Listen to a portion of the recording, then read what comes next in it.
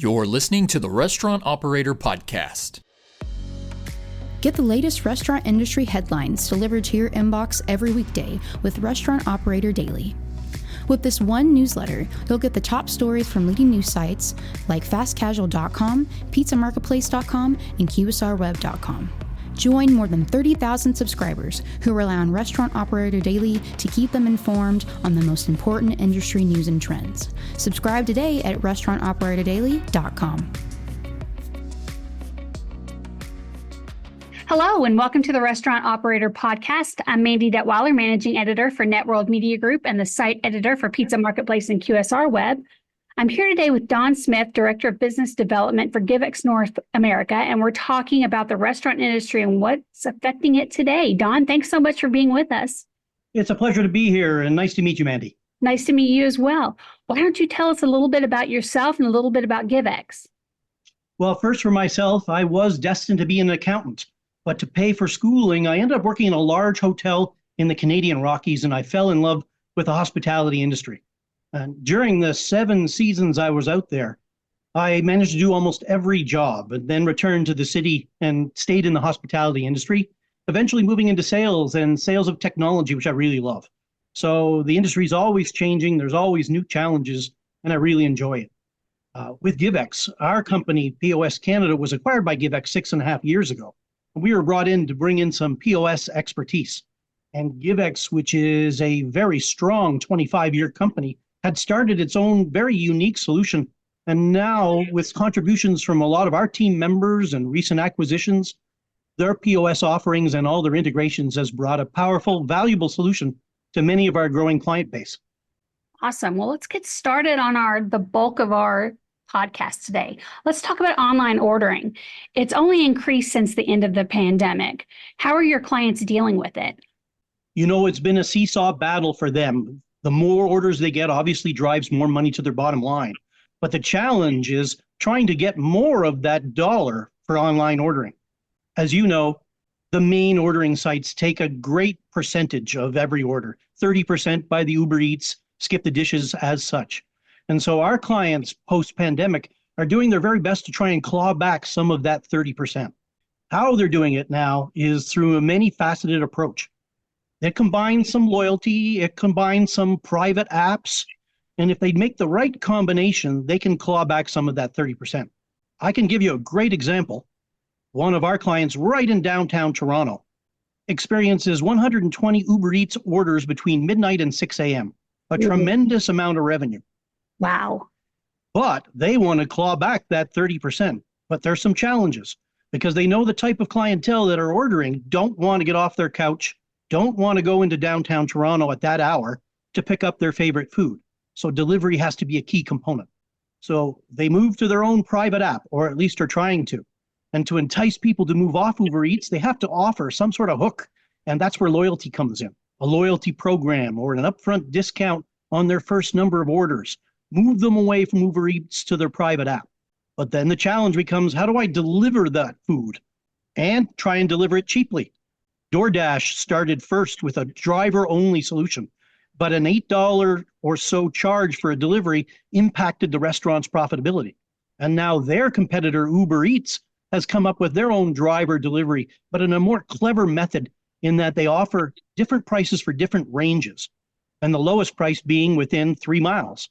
So now the restaurants analyze most of their Uber Eats orders come within 3 miles, so they can input their own private app, offer a loyalty discount, use a low-priced Uber Eats delivery service, and they can claw back 15 to 18% of the 30% that Uber Eats takes. That's pretty typical about all of our clients. How do I get that 30% back with the ever-rising volume of online orders? Right. What about labor costs? Those are rising, and good employees are always hard to find. How has technology helped a restaurant in that regard, such as labor scheduling, integration from Givex POS to labor scheduling apps? I have a couple of quick examples that can support that cost savings through integration. We had a client that had 3 restaurants out in the west coast of Canada, and their busiest nights were Thursday and Friday, where they'd have to have one sole employee sitting beside those 5 delivery tablets, taking the orders and pounding them into the POS. That was a labor cost of 6 hours per shift, plus a portion of the gratuities. Wow. So we integrated them. That means orders from online flow directly into the POS, so no need for that 12 hours of labor. So there was a specific savings there. Within the POS, the whole labor scheduling is a key factor in trying to control labor costs. If you have a tight schedule, the POS acts like a time clock.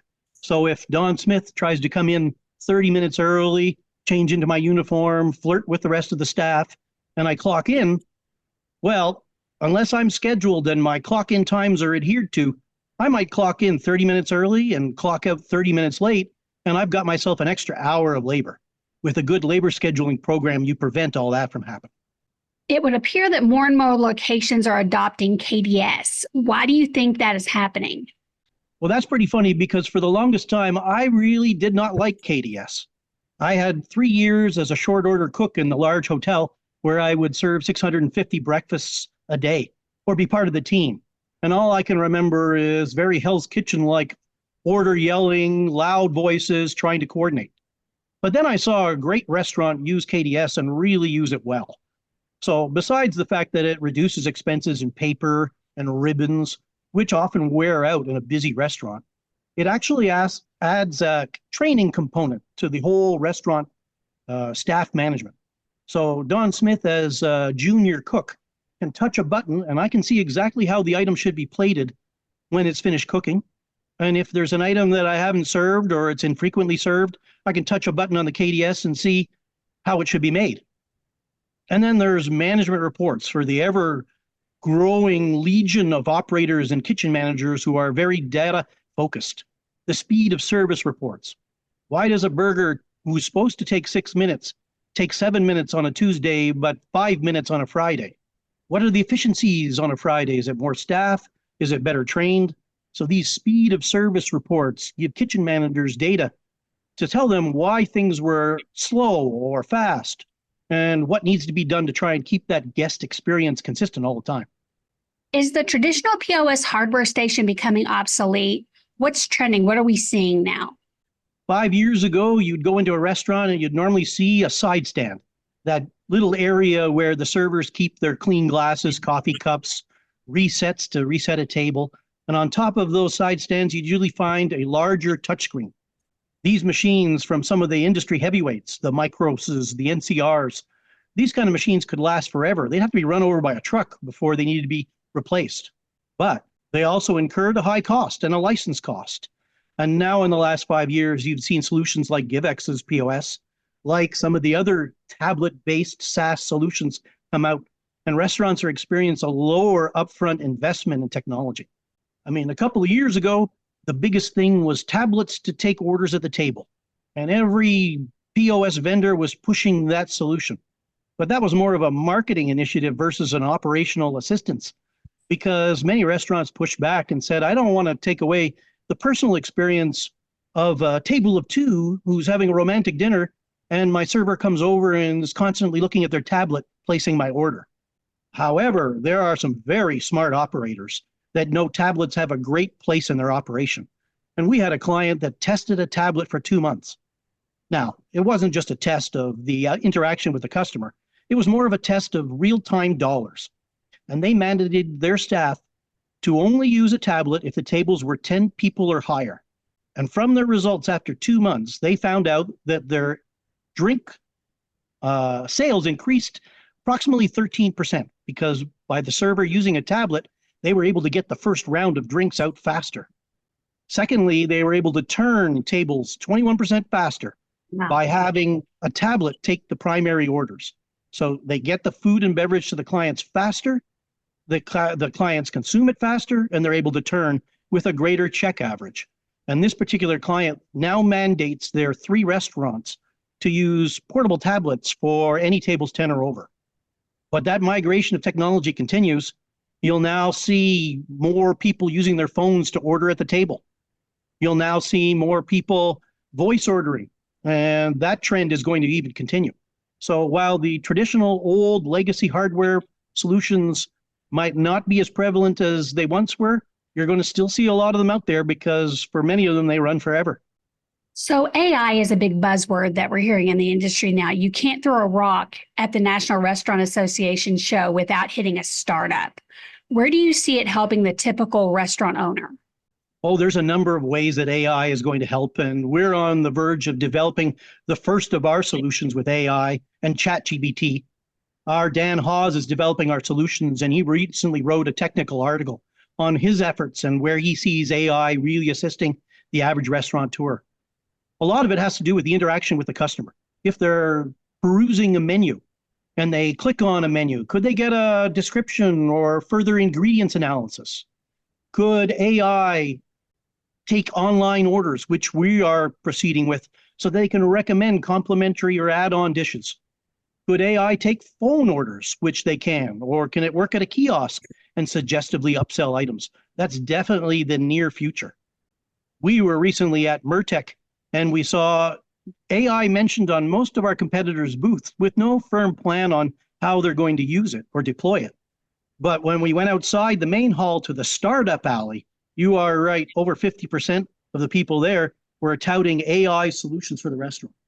So when you look at loyalty now becoming the number one item many restaurateurs are looking for, this kind of thing it can go in hand with AI for automatic loyalty programs, automatic customer reach out, automatic discounts during slow sales days.